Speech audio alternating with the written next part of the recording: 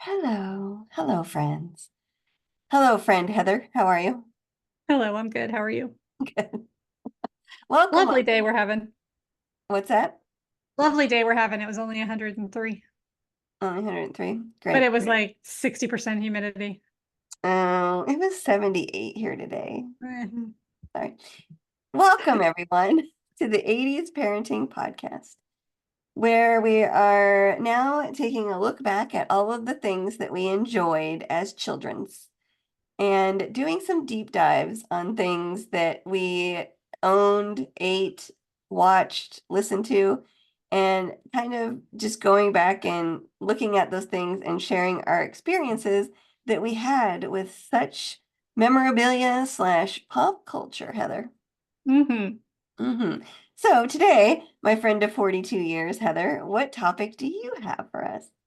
So I don't know if you'll remember this or not. In No. my feeble attempt at high school, I really wanted to be, and this is before the days of CSI and all NCIS and all that business. Yeah. I really wanted to be a forensic scientist. Yeah, it's a lot of schooling. It's a lot of schooling for somebody that didn't like schooling till much later in her life. And then she decided she loves schooling and she's been in school longer than she ever was when she was supposed to be in school. Um, I did not like math. I loved chemistry, but to be in forensic science, you have to get a degree in chemistry, which requires way more math than I was willing to do. So I went the other route and went into healthcare. Um, but Boo. Yeah, sort of. I JK. mean, it's provided a good living, There you go. and Whatever. I get What to help topic do you people, have? and I get to help people every day. Oh, puke. Uh, No, just kidding. JK. Actually, my job's okay. So we're gonna take a look at my passion for forensic science and talk Mhm. about DNA profiling. Nice. Fascinating topic. It is a fascinating topic, Heather, and I have to also tell you that as a young lass, I wanted to be in the FBI, Uh-huh, you and did. I wanted to do all of that type of thing. Maybe not, DNA was not on my radar at the time, Yeah. but I definitely was observant, and I was a quiet person then. And I observed a lot, and I thought, I could be in the FBI. But So it's interesting. I actually like didn't want to do the DNA stuff. I actually wanted to be a ballistics expert. no, yeah. Yeah. Mm. So missed my true calling there. There you go. Um, and the cool thing is, because when I was in school in my one of my biology classes, we actually got to do some DNA extraction No, you and stuff. did? Yeah. So it was actually pretty cool. We pricked our own fingers and then we pulled out our own DNA and got to use the little pipette thingy and like separate it out and stuff. It's pretty cool. Hey, I on learned, my chemistry classes, one kid broke a thermometer and mercury went everywhere. oh, that's That's the fascinating. extent of that fascination when I was younger. Have you been tested for heavy metals? No.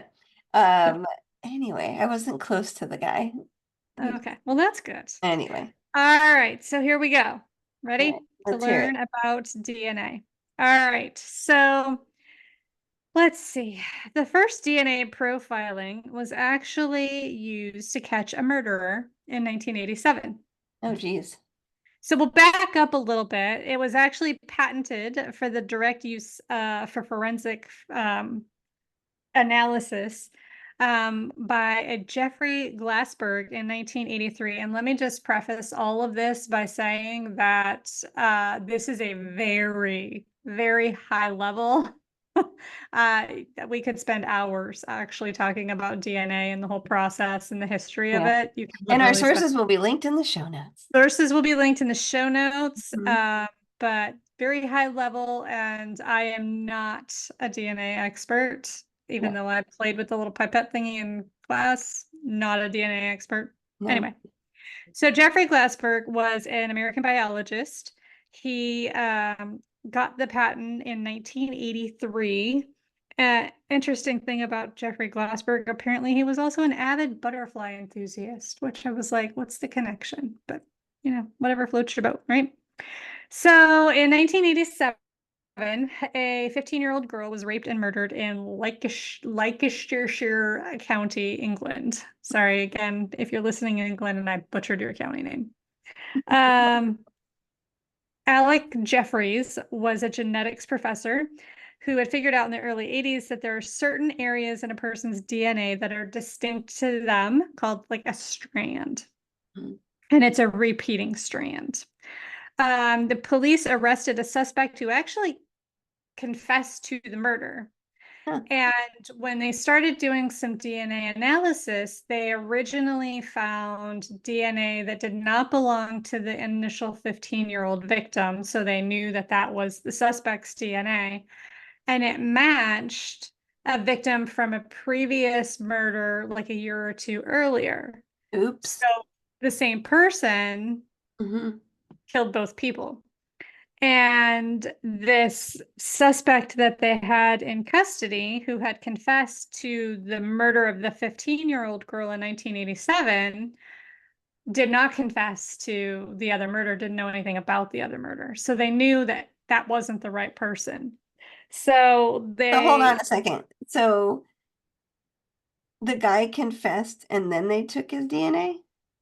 so the guy confessed, they had him in custody. Yeah, They had taken his DNA, but they had already started analyzing the DNA on the two murder victims yeah, and found both of them had different DNA than their own, but yeah. the different DNA was the same person.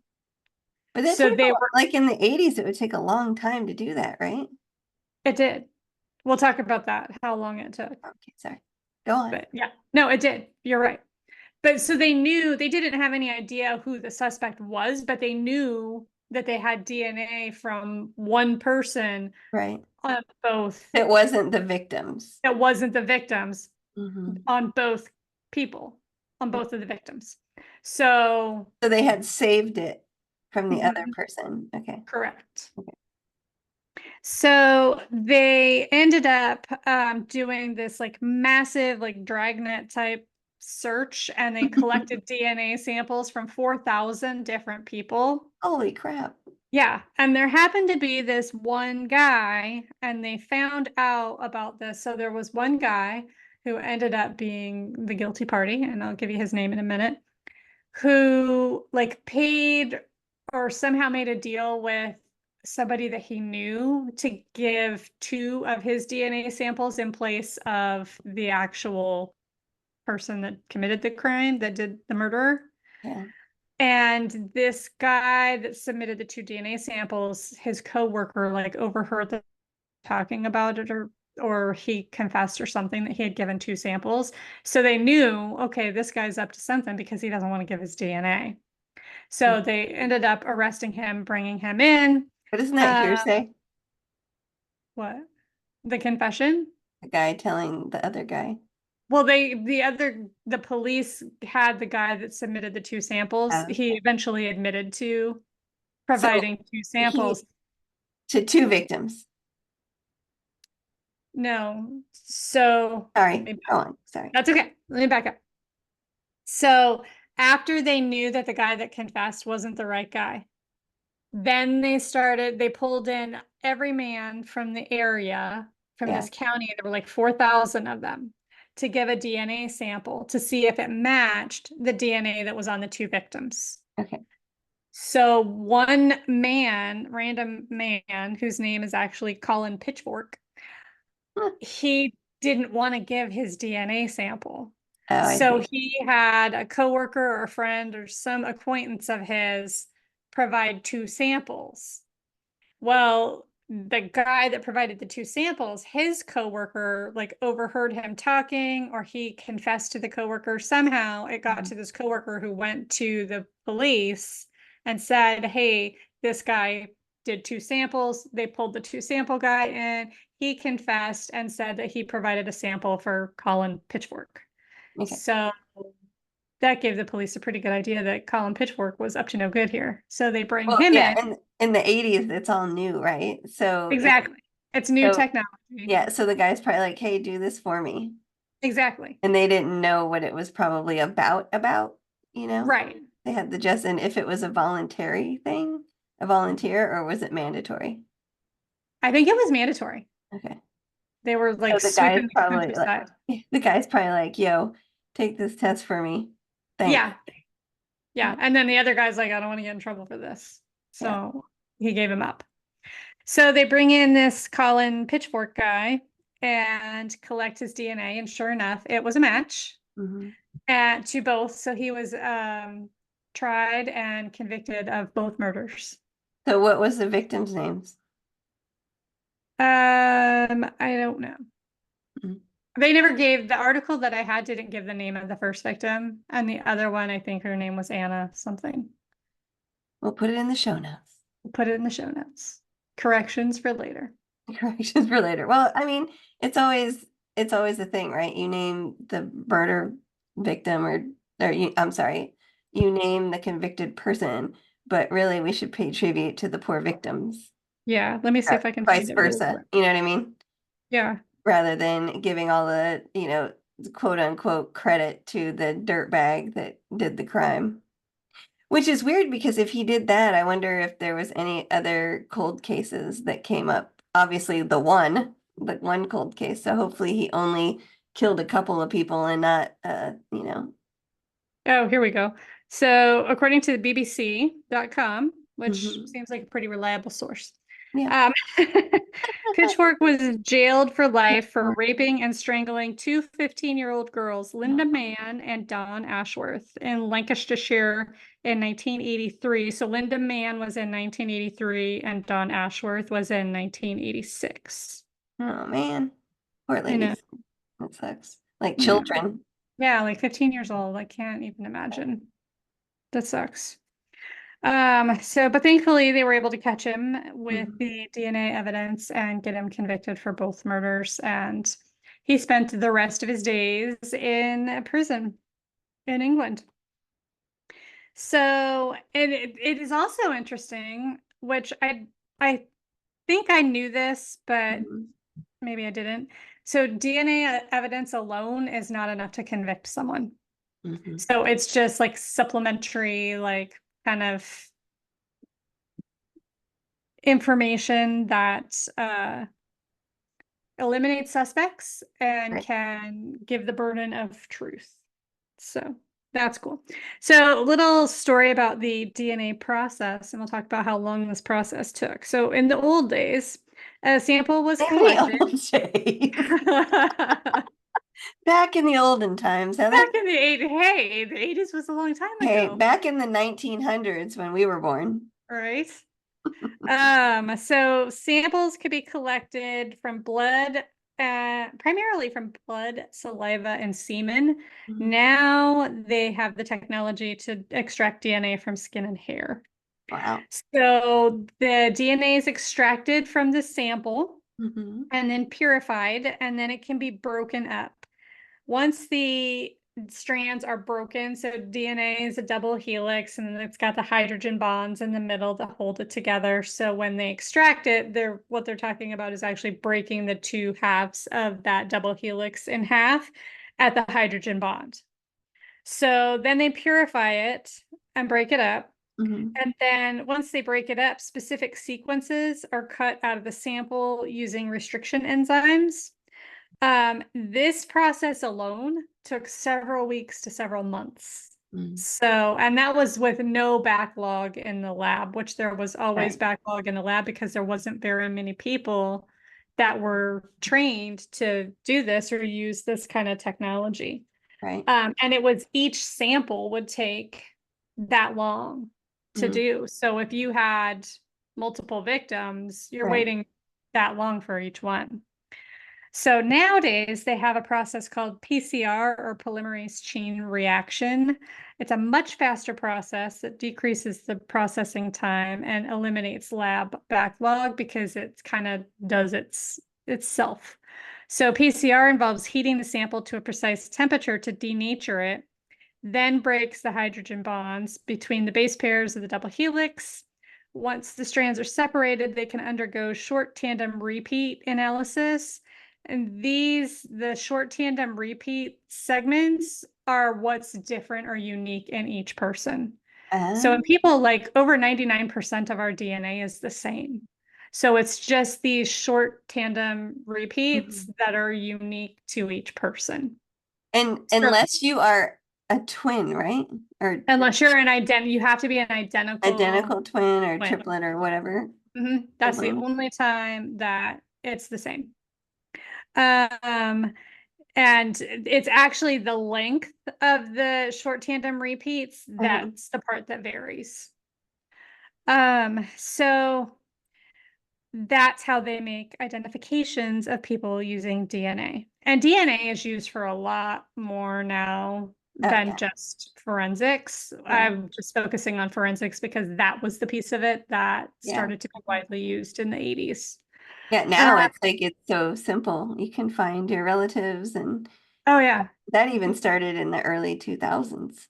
Yeah. So it's amazing what all they can do with DNA now. It's Oh, crazy. science, Heather, science. I know. So a couple of issues that can come up with DNA evidence is that DNA is degraded over time. DNA loses, I can't talk today, its molecular weight over time, Mhm. which means that they can't extract those short tandem repeat sections to get a full enough sample. So they Right. have to be able to collect the evidence quick enough in Mhm. order to do it. And Yeah, and then, like probably like vacuum seal it or something, mm, or well, however. they freeze it. Oh, they do? Yeah. Like if you had like a article of clothing, they just freeze it? Yeah. Well, once they analyze it, it goes into a database. Okay. I'll explain that all in a minute. Okay. Sorry. So, or if the sample is too small.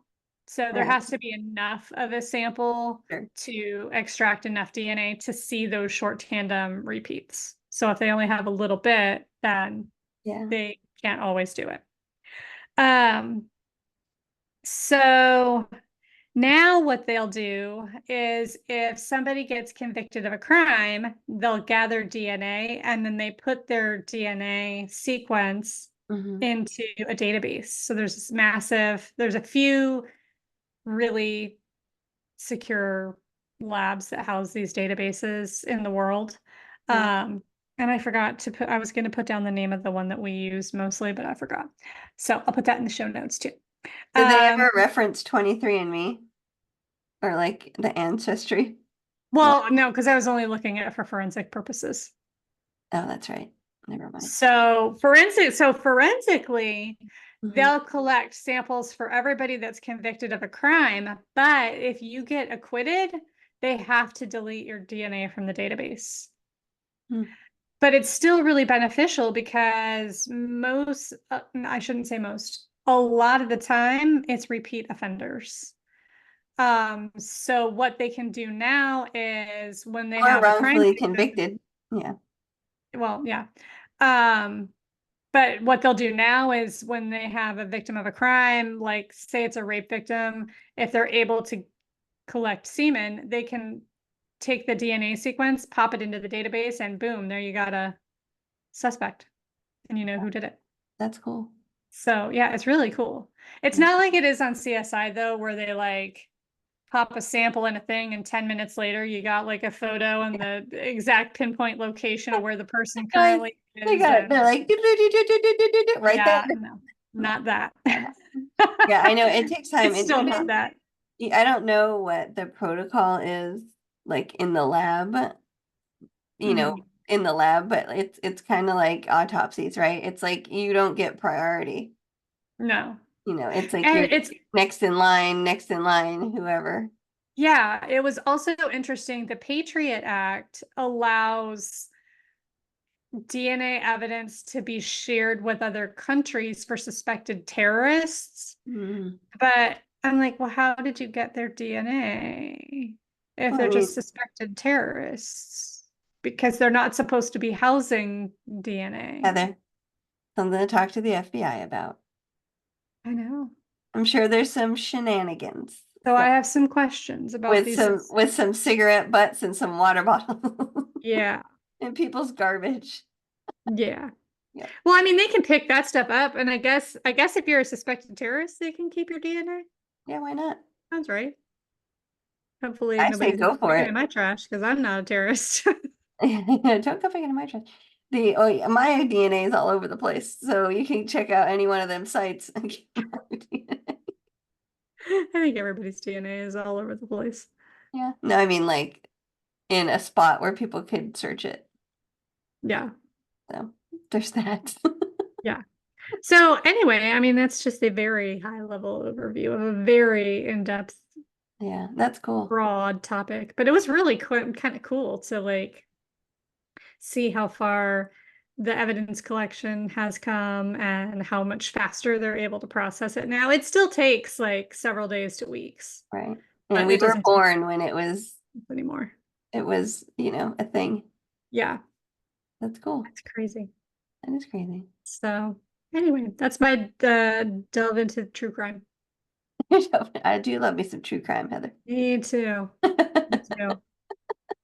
Anyway, that is fascinating. It's interesting, and I wish that we didn't have to do that. I I wish there know. wasn't any people that were creepy, I know. but I'm glad that they have that, especially for victims' families. And I mean, they do crazy stuff now with like familia DNA, Familial. familial, and they're like, yo, Uncle Bob, Bob, and Bob, and Victor. Oh, you might be related to them. Oh, who had a son? Oh, him? Great, that's you, Yeah. Steve. That's you, Chad. Yeah. Nice. Surfside killer. Oh my God. I'm just kidding. Anthony. Surfside killer. Yeah. Whoever Anyway, Anthony is. making jokes, making jokes. So that is fascinating. That was a Yeah. great deep dive, Heather. Thanks for sharing. I mean, it was a high level deep dive. It was more of a doggy paddle on the surface. Some more little skim, A little skim of the a surface. little pool skim, if you say, and get some It was DNA out it of was a that pool. float. It was a float on the I top. don't want to know the DNA in pools, but there we go. Yeah. Ugh, Well, anyway, gross. thanks everybody. Have a good week, everyone.